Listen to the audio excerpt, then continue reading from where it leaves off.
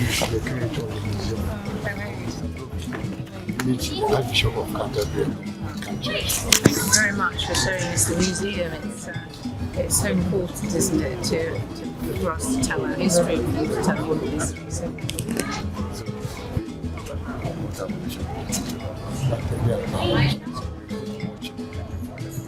Yeah.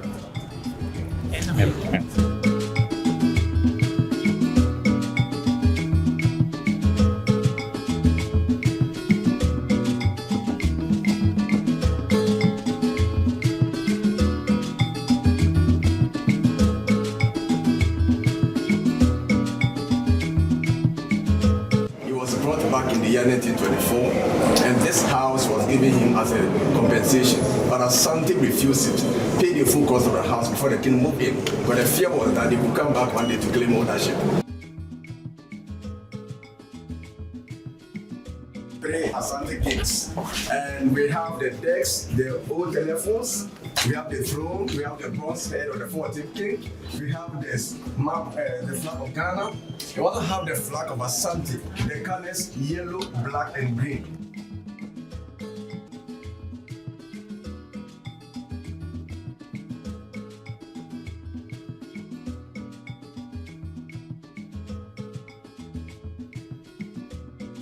Asante kings and 15 queen mothers since the formation of Asante Kingdom in the year 1701. He was the 14th king, Opemsuo Osei Agyemangprempeh II, 1931 to 1970. He was 39 years before he was installed and ruled for another 39 years. So he passed on at age 78 in the year 1970. That was the sister, also the 12th queen mother of Asante, Nana Yaa Asantewaa, 1945 to 1977.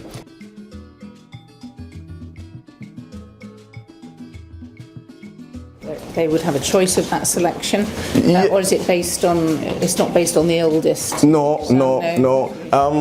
When the king dies, she knows those who are right to occupy the seat and those who are not.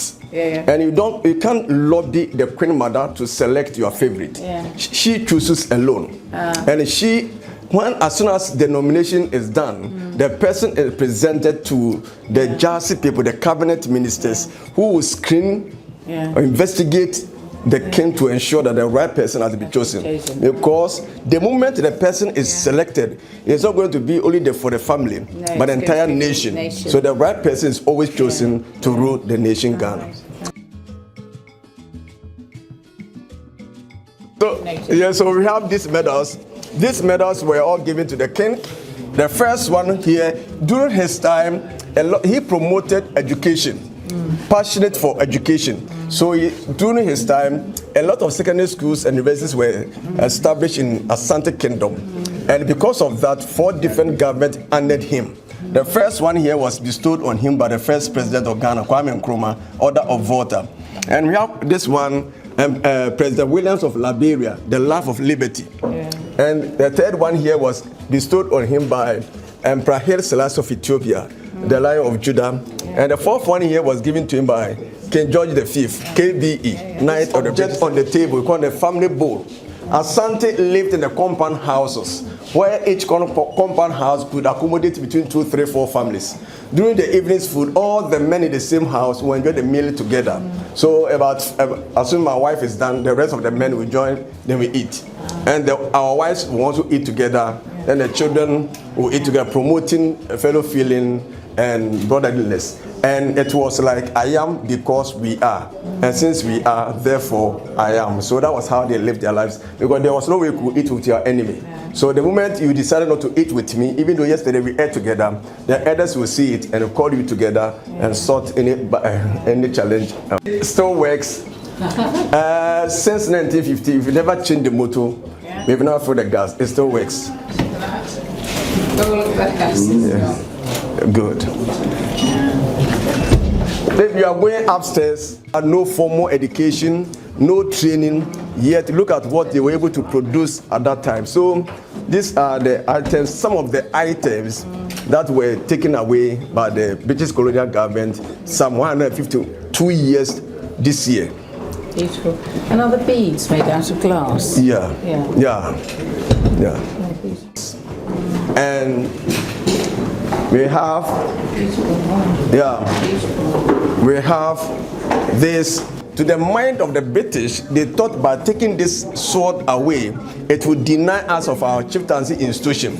But what they did not realize was that the creation of this sword is innate. Yeah. So you created another one. That is why the institution of our chieftaincy have continued thus far. So that is the Opemsuo sword. We have the 13th king of Asante. He was the one who was arrested by the British in the year 1886, part of the Anglican Church, so the Church of England. So that is Nana, and we see the Bible giving him on the day he was baptized in 1904. Good, and he was the first Asante to receive formal education whilst in Seychelles. So he had that while he was in the Seychelles? Yes, yeah, in Seychelles. Yeah.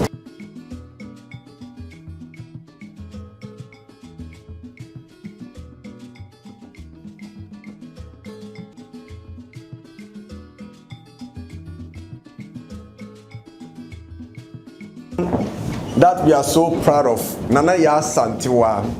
She was the one who led Asante to fight the last war against the British in the year 1900. When the king and some men were taken to Seychelles, the British thought that that was the end of Asante kingdom. So they came back demanding the golden stool of Asante. The golden stool is the symbolic essence of Asante, the blood, the soul, the spirit of Asante. Once the golden stool is gone, that could be the end of Asante kingdom. And that was what the British were bent on taking away. All the men were afraid to stand the might of the British. It took the bravery of this woman, Nana Yaa Asantewaa, who was then 65 years in 1900, who took the gun, fire bullet, and said, "No way, you've taken our king, we never fought, now we've come to take away the pride of Asante." So that is the spirit of Asante. It's pure gold that was conjured from the sky in the year 1695.